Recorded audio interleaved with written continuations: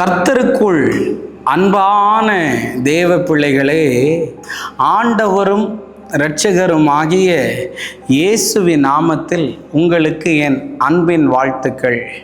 நீங்கள் எல்லாரும் நல்லா இருப்பீங்கன்னு நான் ஆண்டவருக்குள்ள நம்புகிறேன். உங்களுக்காக நான் நினைக்கும் போதெல்லாம் ஜெபித்து கொண்டிருக்கிறேன். இந்த காலை நேரத்திலையும் நீதிமொழிகள் 6வது அதிகாரம் அவனுடைய 13வது வசனத்தை வாசிக்கிறேன். அவள் தன் கண்களால் செய்கை காட்டி, தன் கால்களால் பேசி, தன் விரல்களால் போதனை செய்கிறாள் என்று எழுதியிருக்கிறத பார்க்க முடியும். இன்னைக்கு என் மெசேஜோடைய தலைப்பு என்ன தெரியுமா? நிறைய பேருக்கு ஆச்சரியமாக இருக்கும். வசியம்னு பேச விரும்புகிறேன். இன்றைக்கி நிறைய பேர் என்கிட்ட ஜபத்துக்கு வரும்போது சொல்கிறாங்க, பிரதர், என் கணவனுக்கு என்னை பற்றின ஞாபகமே இல்லை, என் பிள்ளைகளை குறித்த ஞாபகமே இல்லை, அவருக்கு வேற எதுலேயோ மாட்டிக்கிட்டு இருக்கிறாரு, வேற எதுலேயோ சிக்கிக்கிட்டு இருக்கிறாரு, நீங்கள் என்னன்னு ஜோம் பண்ணி சொல்ல முடியுமான்னு. நீங்கள் ஜோம் பண்ணுனா எந்த வசியமாக இருந்தாலும் தெளிஞ்சிருவோன்னு கேள்விப்பட்டேன்னு. கர்த்தருடைய நாம மாத்திரம் மகிமைப்படுவதாக. இன்னைக்கு நிறைய பேர் என்ன பண்ணுறாங்க தெரியுமா?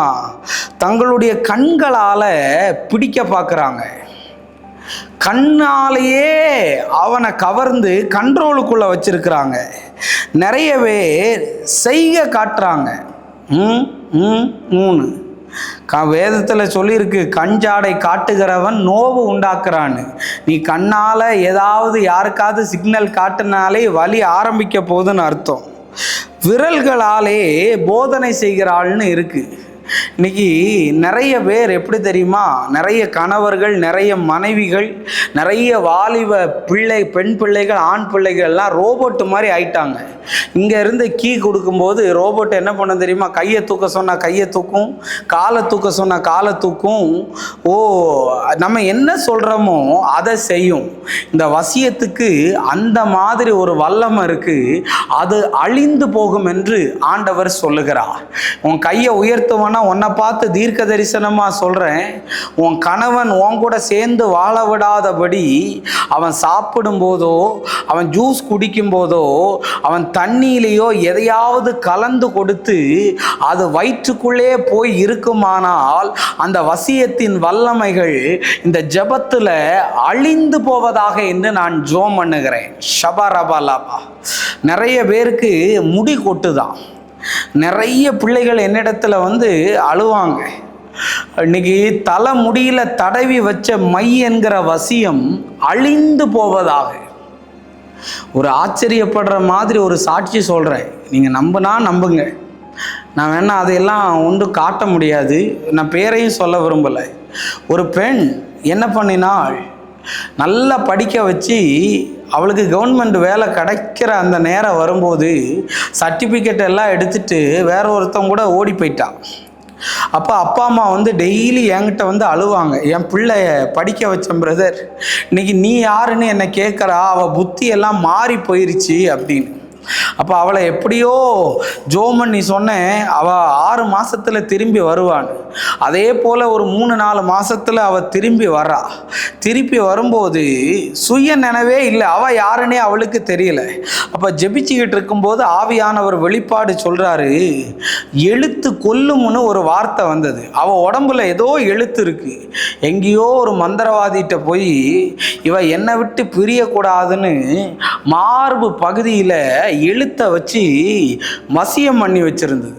நான் உடனே சொன்னேன், என் மகளை எங்கேயாவது எழுத்து இருக்கான்னு காட்டி உடனே அப்பா அம்மாட்ட போய் சொல்லி அந்த வசியத்தை நீ இயேசுவின் நாமத்தினால அழிச்சிட்டு வான்னு சொன்ன உடனே அவளுக்கு புத்தி தெளிஞ்சது. இன்னைக்கு மந்திரத்தில், சூனியத்தில், ஏவலில் ஏதாவது கட்டில் நீ இருந்தனா எனக்கு நீ ஃபோன் பண்ணு. நிச்சயமாக யாரும் சொல்ல மாட்டாங்க. கண்டிப்பாக ப்ரேயருக்காக அப்பாயின்மெண்ட் வாங்கிட்டு பாரு. கண்டிப்பாக உனக்காக நான் ஆண்டவரிடத்தில் போராடி ஜெபிப்பேன். உனக்கு தேவன் விடுதலையை தருவார். இன்றைக்கி கணவனுக்கு விரோதமாக மனைவி, மனைவிக்கு விரோதமாக கணவன், பிள்ளைகள், வேலை செய்கிற இடத்துல நல்லா இருக்கக்கூடாதுன்னு மந்திரம், சொத்துக்காக மந்திரம். இன்னைக்கு நான் சொல்ல வரேன், அதை அதையெல்லாம் ஆண்டவர் அழிப்பாராக இயேசுவின் நாமத்தினால. நீதிமொழிகளில் ஒரு அழகான வசனம் ஒன்று உண்டு.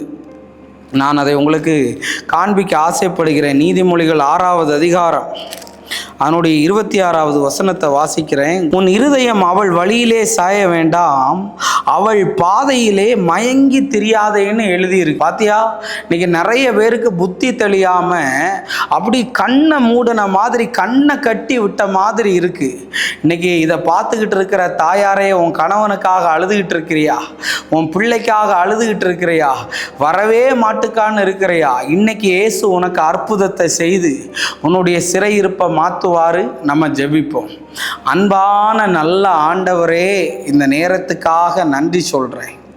ஆண்டவரே, ஆண்டவருடைய வல்லமை யாரெல்லாம் கட்டுகளோடு இருக்கிறார்களோ அவர்களை இதை கேட்டுக்கொண்டிருக்கும் போதே கர்த்தர் போய் சந்திப்பீராக, விடுதலையை கொடும்.